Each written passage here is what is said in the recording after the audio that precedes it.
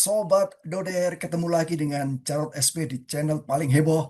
Hari Selasa 31 Maret menjelang 1 April. Bukan April, tapi bahaya nih buat sobat-sobat NKRI. Kita sapa dulu dengan sohib saya, Mas Dodo. Assalamualaikum, Cak Dodo. Piye kabare?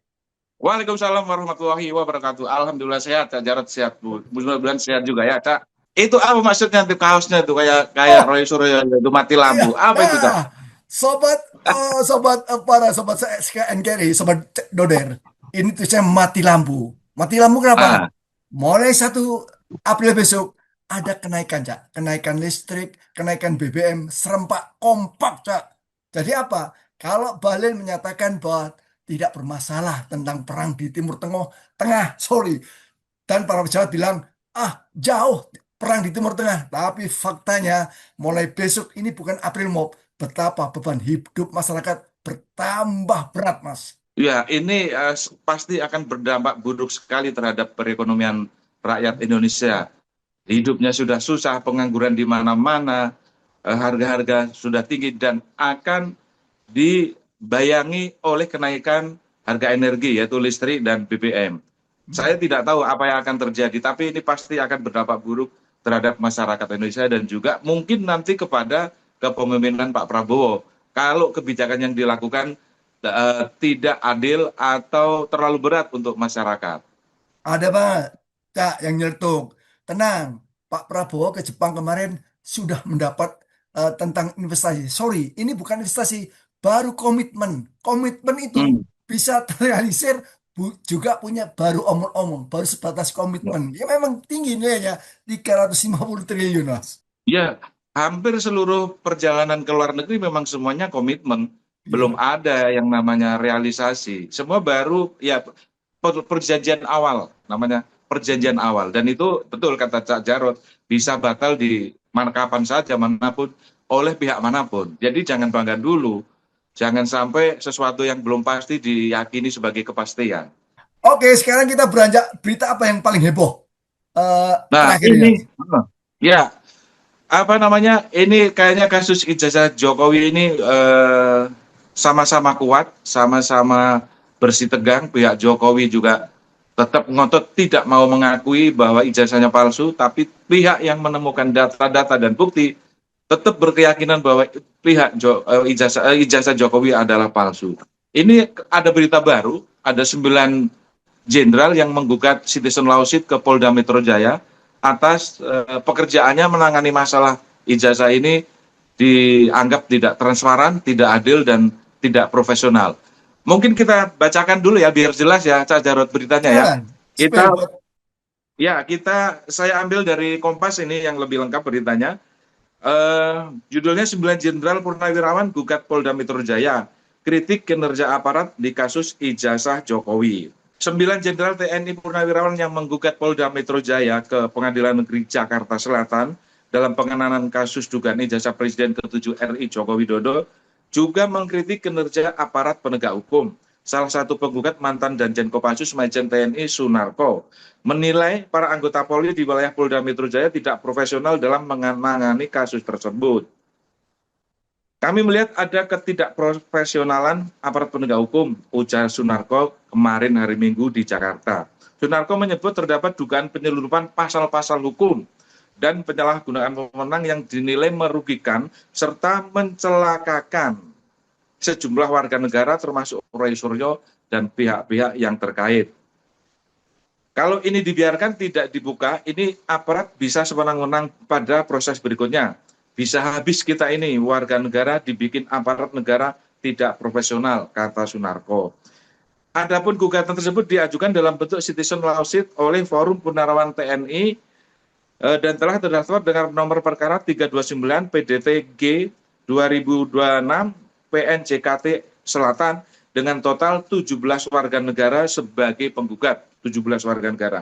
Selain Majen Sunarko, 8 jenderal lainnya antara lain Laksma TNI Purnawirawan Sony Santoso, Laksma TNI Purnawirawan Dr. Gigi Muryono Aladin, Marsda TNI Purnawirawan Muhammad Amin Shah, Marsda TNI Purnawirawan Nazir Shah, Marsda TNI Purnawirawan Firdaus Samsudin, Brigjen TNI Purnawirawan Sudarto, Brigjen TNI Purnawan Dedi Priyatna, dan Brigjen TNI Purnawan Jumadi. Selain itu, gugatan juga diajukan oleh 6 Purnawan TNI lainnya, yakni Kolonel TNI Purnawan Kusumastono, Kolonel TNI Muhammad Nur Saman, Kolonel Purnawan Sri Rajasa Chandra, Kolonel Laut Purnawan Hasnan, Kolonel Laut Purnawan Joko Indro Wahyono, dan Kolonel Purnawirawan Sopandi Ali. Adapun 2 penggugat lainnya berasal dari kalangan sipil, yaitu mantan Hakim Agung ad hoc Dwi Cahyo Suwarsono, serta Komarudin yang sebelumnya menggugat Universitas Gadjah Mada terkait keaslian ijazah Presiden ke-7 RI tersebut di Pengadilan Negeri Sleman.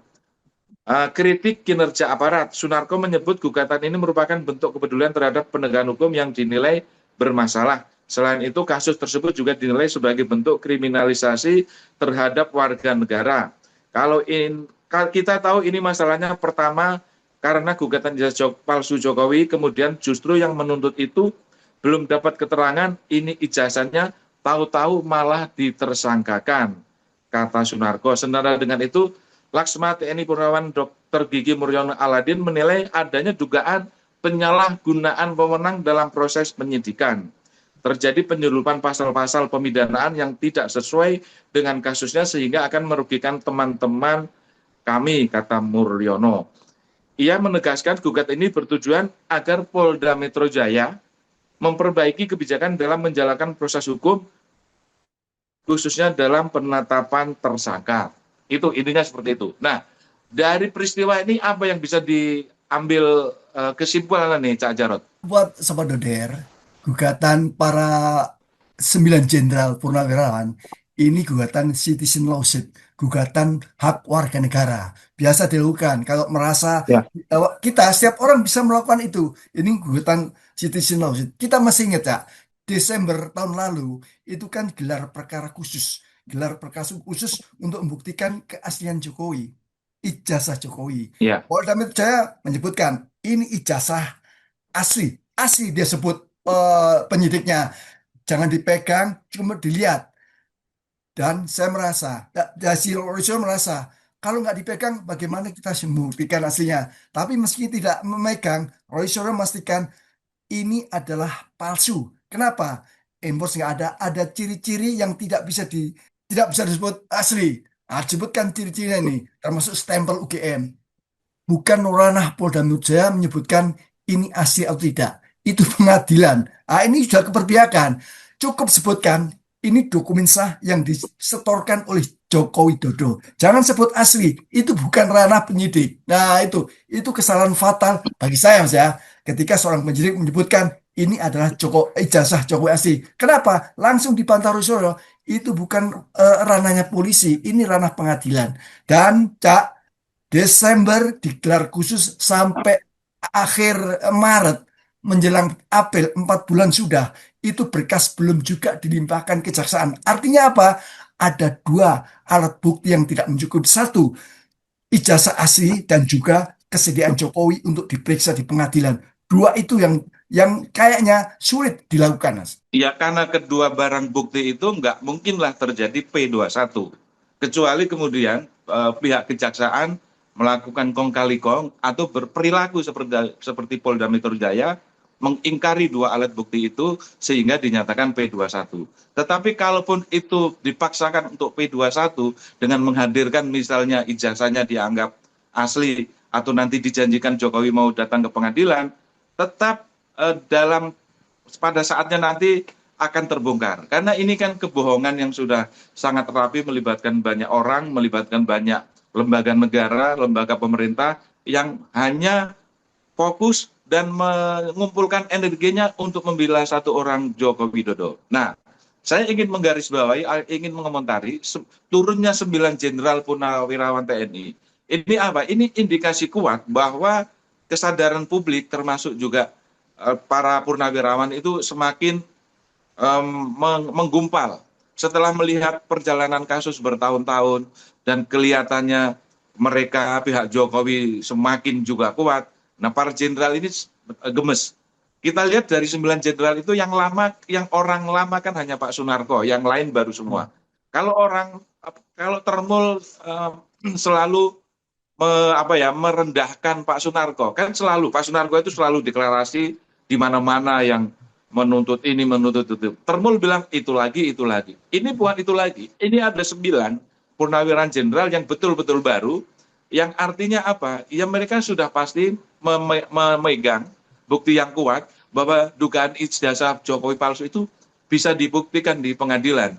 Jadi ya, pihak Termul dan juga Jokowi, sudahlah jangan terlalu gaduh membuat negara ini. Akui saja atau tunjukkan saja ke depan publik, silakan atau diuji, silakan mencari penguji atau laboratorium yang paling akurat di dunia ini, berikan ijazah itu biar mereka yang menentukan asli, asli atau palsu. Sesimpel itu, Cak Jarod. Serahkan saja berkas ke pengadilan. Serahkan. Ya, Kalau itu ditolak, artinya apa? Tidak ada ijazah asli. Kalaupun ada, biarkan pengadilan yang membuktikan keasliannya. Cuman itu, Cak. Jadi ada ketakutan ini. Sehingga ini kelompoknya Termul ngegas, Cak. Kemarin kan bersamaan ini, waktunya tim kuasa hukumnya menerima tentang RJ-nya si Rismond. Jadi setelah RJ terima, itu menuju proses polisi menerbitkan SP3, menghentikan kasusnya si Rismond. Nah, berkaitan dengan itu, jadi ini kejar-kejaran bagaimana seluruh mereka yang termasuk Roy Suryo dan Dr. Tifa untuk segera melakukan perdamaian dengan si Jokowi. Kita sudah tahu Dr. Tifa kekeh untuk tetap menolak membuktikan bahwa ijazah Jokowi itu palsu. karakter Roy Suryo dan Dr. Tifa berbeda dengan Rismond. Dari ketiga sosok ini, Dr. Tifa dan Roy Suryo punya punya apa namanya eh, punya prinsip yang kuat bahwa kebenaran, penelitian dan juga intelektualitas tidak boleh diperdagangkan. Sama halnya seperti Roy Suryo, sama halnya seperti Rismond. Jadi Roy Suryo dan Dr. Tifa di berbagai kesempatan sudah berikrar tidak akan mungkin berdamai dengan Jokowi. Bukan berarti membenci Jokowi, bukan. Roy Suryo ingin menunjukkan bahwa pertemuan dia dan Dr. Tifa ingin menunjukkan bahwa penelitian dia benar. Karena itu berbasis ilmuwan, bukan berbasis prasangka. Ini yang harus dijaga. Nah, sementara Rismond berbeda, memang tujuannya mungkin dia hasil endingnya memang sudah direncanakan bisa jadi. Jadi dia seakan-akan menjadi orang yang intelektual, yang punya penelitian yang bagus, yang tidak dimiliki banyak orang. Tapi sesungguhnya di balik itu dia punya rencana seperti ini. Yang kita tahu bahwa tindakan Rismond itu memang menyakitkan banyak pihak.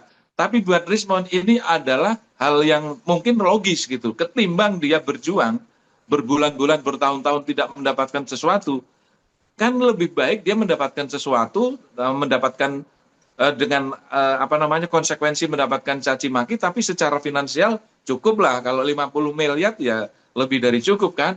Orang yang tadinya datang dari kampung Balige sana, kemudian datang ke Jakarta dan tiba-tiba mendapatkan 50 miliar, jika itu benar, ya tentu orang siapapun dalam situasi seperti ini, jika tidak memiliki prinsip, pasti akan tergiur dan itu akan dipilih ketimbang berjuang berbulan-bulan, eh, mengeluarkan duit sendiri, hasilnya belum tentu, secara finansial tidak jelas, secara hasil juga belum pasti, untuk terutama untuk kehidupan diri sendiri, pasti akan goyah gitu. Tapi saya salut kepada Dr. Tifa dan Roy Suryo yang sampai hari ini masih tetap komitmen menjaga harga diri, menegakkan kejujuran dan kebenaran. Mudah-mudahan ke depan dia tidak akan goyah dan itu harapan kita semua.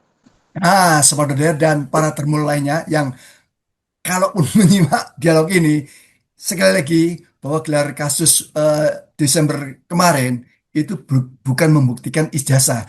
Yang berhak menyatakan ijazah Jokowi asli itu adalah pengadilan, bukan penyidik. Penyidik hanya menerima dokumen ini diterima dari Jokowi. Seperti itu. Jangan menyatakan ini sah. Enggak, itu bukan wilayahnya polisi. Ini Ya. ada, Mas Cak Dodo, tentang netizen yang menyebut Jokowi sengaja. Sengaja apa? Satu, tidak menunjukkan jasanya karena apa? Mungkin tidak punya. Dan kedua, soal kepentingan politik supaya terus digoreng menuju tahun 2029 dan juga akan menyikat beberapa yang berpotensi untuk menyaingi anaknya Gibran nih, Mas. Apa benar itu, Mas? Sangat benar. Tadi jadi begini, soal ijazah, pihak Jokowi itu harus berjuang mati-matian supaya ijazah ini tidak terbongkar atau supaya ada penetapan bahwa ijazahnya palsu, bahwa ijazahnya asli. Sementara pihak yang menemukan dugaan kepalsuan itu meyakini bahwa ijazahnya palsu. Kalau tidak mau dianggap sebagai palsu, setidaknya ijazahnya bermasalah. Apakah dibikin di pramuka, apakah tidak punya ijazah, atau apakah nama orang lain yang ditempeli nama Jokowi. Jadi itu bermasalah, terlepas dari palsu atau tidak. Ada satu tokoh yang bilang ijazahnya sih asli, kertasnya asli, yang berbeda adalah isinya. Itu yang ada kesaksian seperti itu. Itu pertama. Kedua, kalau Polda Metro Jaya melakukan tindakan yang tidak profesional, yang sudah buru-buru menyatakan bahwa ijazahnya asli, itu bukan haknya dia dan tidak punya kewenangan apapun untuk menyatakan itu. Itu baru itu salah satu dari perilaku Polda Metro Jaya yang memang mengabaikan seluruh nalar hukum untuk kepentingan yang dibela, yaitu Jokowi. Sebelumnya ketika memberikan restorasi justice kepada Egy Sujana, kan penyidik Polda Metro Jaya yang datang ke Hmm. Solo. Hmm. Itu kan tidak lain, itu juga pelanggaran.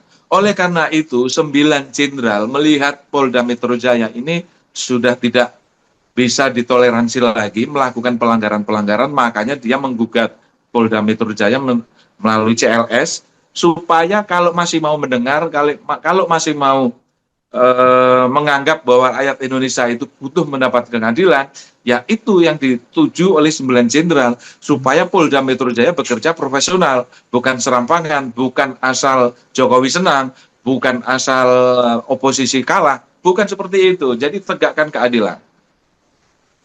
Oke, sahabat Loder, sudah paham kan bagaimana beberapa tokoh nasional ditarik-tarik, dilibatkan sebagai dibalik tentang isu ijazah Jokowi.